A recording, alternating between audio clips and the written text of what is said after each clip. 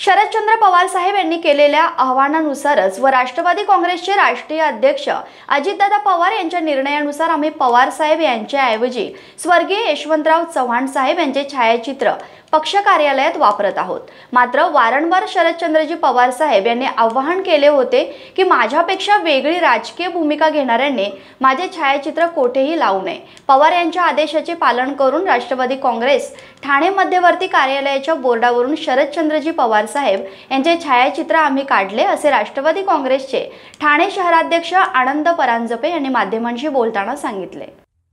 आदरणीय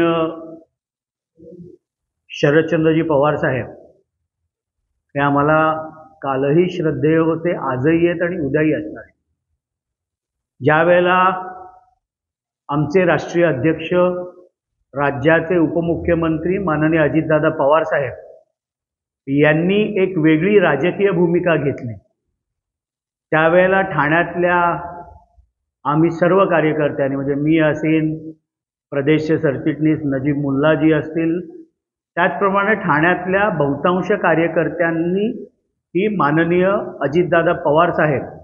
यांनी जी वेगळी राजकीय भूमिका घेतली त्याच्याबरोबर जायचा आम्ही निर्णय घेतला आणि नवीन कार्यालयाचं उद्घाटन 9 ऑगस्टला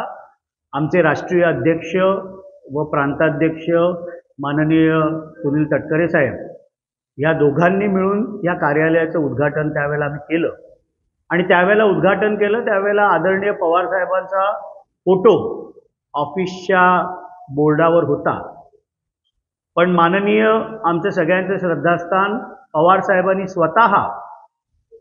सांगितलं की माझा फोटो ह्यापुढे वापरायचा नाही आणि म्हणून त्यांनी दिलेल्या आदेशाचं पालन करत आम्ही कालच त्यांचं जो फोटो बोर्डवरचा होता, अत्यंत वेदना आणि दुःख आम्हाला खरं तर झालं, पण तो काढून महाराष्ट्र राज्याचे पहिले मुख्यमंत्री ज्यांनी महाराष्ट्र घडवला असे यशवंतराव चव्हाण साहेबांचा फोटो आम्ही बोर्डावर लावलेला। ध्यास बातमीचा, शोध सत्याचा, पाहत रहा निर्भीड न्यूज।